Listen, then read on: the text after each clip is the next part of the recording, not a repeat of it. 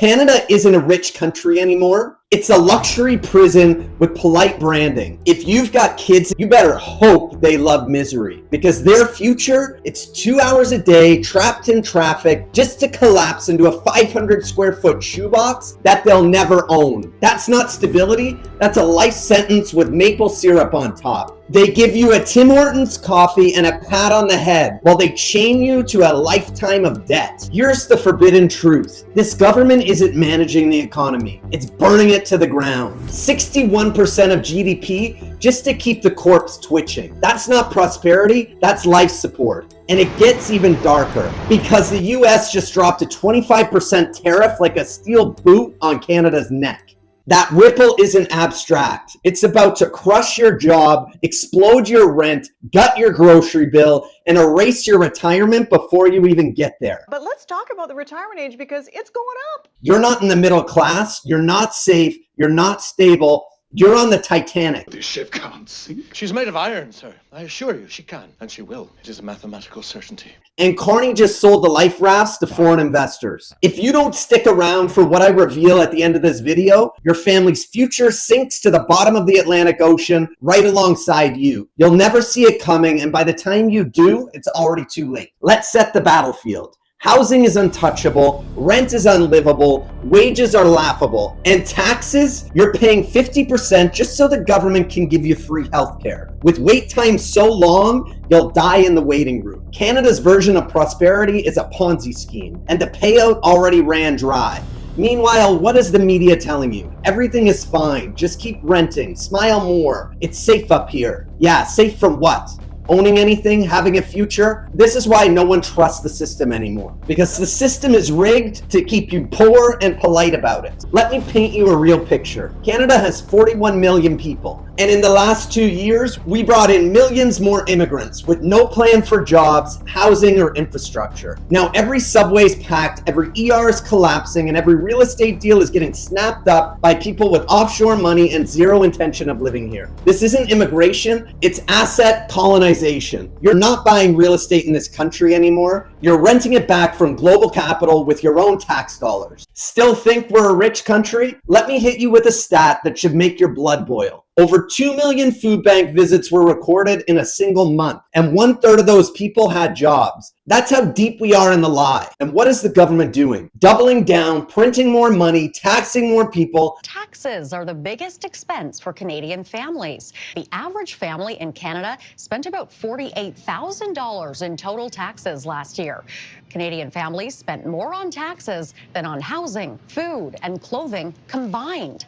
Taxes have grown faster than any other expenditure for an average Canadian family, going up by more than 2,700%. Policies that serve no one except the professional class and the foreign elite. Let me say it louder for you guys in the back. This country is not broke. It's just being looted in broad daylight. It's harder to reflect on the truth. If you're still watching, you're one of the only ones who can actually handle the truth. Most can't. They'll call this negative. They'll say you're being dramatic. Nah, I'm being accurate. You know what's dramatic? Spending $3,200 a month on rent for a 2-bedroom condo in Toronto while making $55 grand a year and paying 48% tax. That's not drama, and it ends with your family broke and your kids in debt for life. Let's talk productivity. Canada's not growing, we're not building, we're not investing, we're decaying. We're one of the worst performing G7 economies post-2008 because we choose bailouts over business and ideology over infrastructure. This wasn't bad luck, it was engineered failure. Productivity is flatlined, wages are stagnant,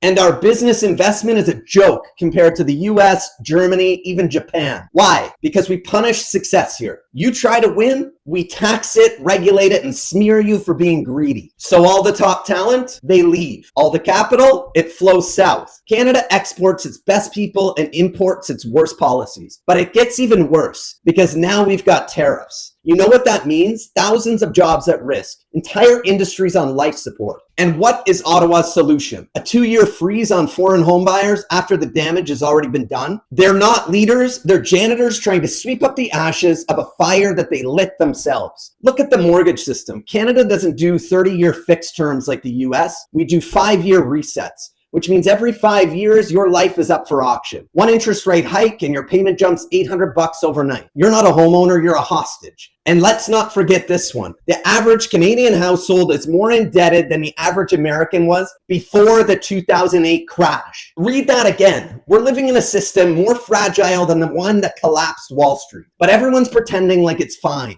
because our banks haven't failed yet. It's coming. And when it hits, don't say you weren't warned. If you've been sitting here thinking, wait, how did it get this bad? Here's your answer. We bet everything on one customer, the US. And now that customer is cutting us off. And while Americans are locking into 30-year mortgages, we're out here praying our renewal doesn't bankrupt us. This is not what a rich country looks like. And if you're still watching right now, you already know the system is not built for people like you. It's built to extract from you. But here's the way out. You either play offense or you get priced out. That's why we built a free buyer's guide. Buying in Canada right now feels next to impossible. But did you know that some Canadian buyers are getting 100% commission rebates with more than $25,000 going straight back into their pockets? Click the link below to find out. You want to know how all this ends? Simple. The middle class gets deleted. You'll own nothing, and not because you're some enlightened hipster, but because you got outbid by a number of companies. The Canadian economy isn't declining. It's being hollowed out,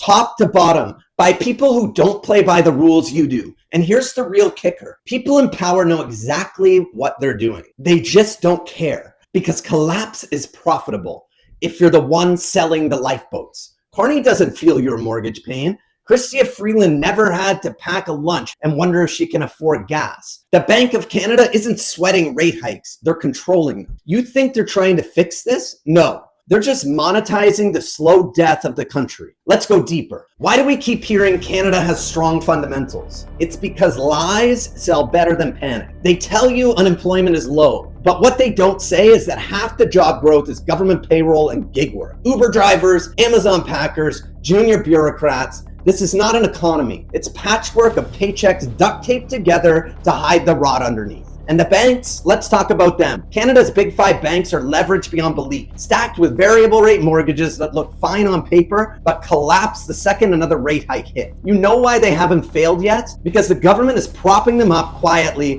while pretending everything's normal. We're in 2007 all over again, except this time it's not Wall Street, it's Bay Street. And instead of subprime credit, we've got $900,000 mortgages on detached homes in cities like Hamilton and Oshawa, bought by two teachers with a line of credit. You still think this ends well? It doesn't. It ends in a generation locked out, taxed to death, and lied to.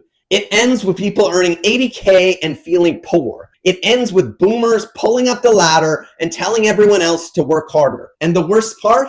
The people getting crushed the hardest blame themselves, because we've been taught that if we can't make it work, it's our fault, not the system, not the policies, not the broken framework. No, it's you. You didn't budget enough. You bought coffee. You didn't hustle. What a load of shit. No amount of side hustles will fix this. You can't TikTok your way out of structural collapse. You can't Shopify your way out of a system built to milk you dry. But here's what you're not ready for. The awakening is already happening. And people waking up aren't just pissed. They're starting to take action. Buying assets, converting cash out of Canadian, pulling money from a rigged Canadian system and putting it where it actually grows. And yeah, I know some of you are thinking, but I love Canada. I want to fight for this country. So do I. But here's the difference between fighting for your future and voluntarily bleeding for a system that would happily bury your kids in debt for life if it kept the bank happy for another quarter. In the US, you can still buy a cash flowing asset with a 30-year fixed term. You can access better tax incentives, better amortization, and better appreciation in growth states like Texas and Florida. Meanwhile, in Canada, you're buying a 1970s triplex in Oshawa for $1.2 million with a 5-year term at 5.5% with negative cash flow. You're not investing, you're volunteering for financial suicide. But here's the kicker. If you're still watching right now, it's because you're one of the very few people not numbered by propaganda. And if you are, good. That means you're dangerous to the system, because awareness equals action equals economic freedom. Let me show you exactly how that happens. See, when I said earlier, you're on the Titanic and Carney just sold the life rafts to foreign investors. That wasn't a metaphor. That was a roadmap. You want to know how it actually plays out? Here's how. Those lifeboats are commission rebates, the secret cash most buyers don't even know exists. The 100% refunds going to the few buyers smart enough to actually take them. That's $25,000 or more going back into the pockets of the ones who read between the lines, while everyone else drowns in closing costs. Most don't offer it. They don't want you to know it exists